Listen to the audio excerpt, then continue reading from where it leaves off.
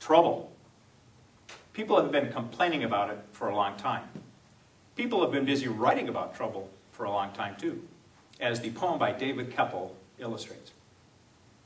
Unfortunately, I didn't find it too memorable, so I had to write it down. Better never trouble trouble until trouble troubles you, for you only make your trouble double trouble when you do. Everyone says, avoid trouble. Don't trouble trouble. Don't make trouble for yourself. The trouble with this, the trouble with that. They make it sound like trouble is a bad thing. I believe that trouble is our friend. In fact, I believe that sometimes we have to make trouble if we're going to make progress. Not all troublemakers are bad. There really are good troublemakers, and you know a few. People often name Bill Gates, Howard Hughes, Dr. Martin Luther King, Rosa Parks, Paul Revere, Michael Dell, Nelson Mandela, Jesus. I wasn't cursing. He's on the list. Galileo, Einstein, Gandhi, Mary Kubitsky. Oh, you haven't heard of Mary Kubitsky? I'll tell you her story later. So what's a trouble breaker? A trouble breaker is very simply a good troublemaker like those folks I just named. You can expedite your progress in becoming one of those good troublemakers or trouble breakers by using the triple yes technique I'm going to show you. Trouble breakers often have more fun because we have a creative view of the world around us. We notice things that other people don't. I've noticed that everyone has an opinion about toilet paper. Either you want it coming off the back of the roll or you want it coming off the front. Try this the next time you go to one of your friends' homes. Go into all their bathrooms and turn around their toilet paper rolls. Don't let them know you did it. It will drive them crazy. I grew up in a home where experimenting and inventing was encouraged. Although my father was a tradesman, he was always coming up with ideas for inventing something and getting rich, although he never did. He was always encouraging us to pursue our own ideas. When I was 9, I complained about the flavor of toothpaste.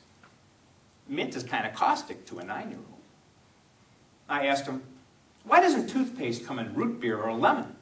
He said, good idea. And he helped me write a letter to one of the toothpaste companies. I never got a response, but I learned to start looking for the breakthroughs.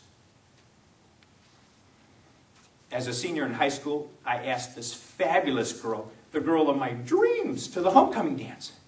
She quickly offered an objection. Let me think about it. I made the mistake of accepting that objection. Later, objection turned to rejection when I learned that the girl asked one of her old boyfriends to take her to the dance so she wouldn't have to go with me. Down but not out, I bought concert tickets, prepared for her potential objections, and asked for another date. This time, the girl found herself overmatched. Her lame, flimsy excuses wouldn't hold water anymore, and the date was on. A breakthrough. Later, that girl became Patty Johnson, my wife of over 30 years.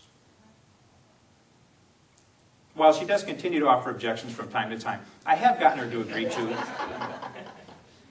4 children and a ski boat.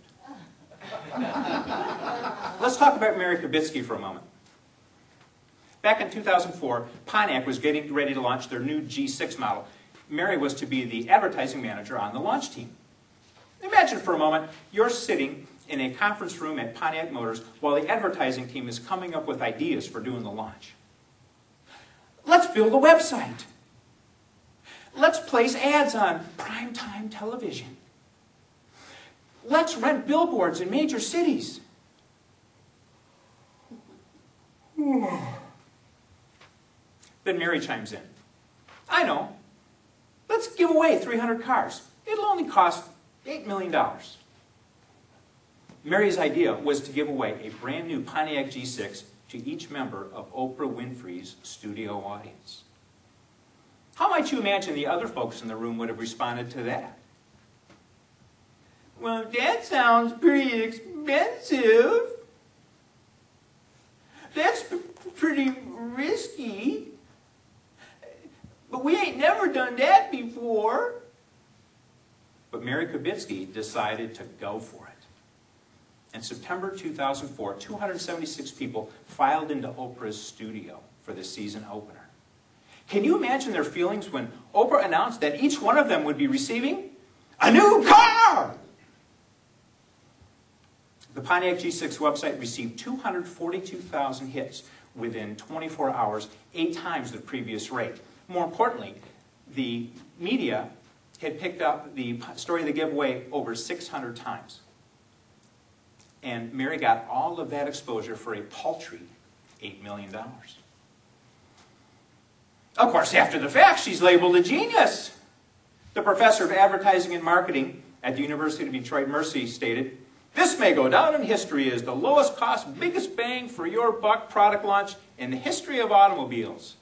He went on to say that he planned on building an entire lesson plan around the Oprah Pontiac G6 giveaway for his MBA students.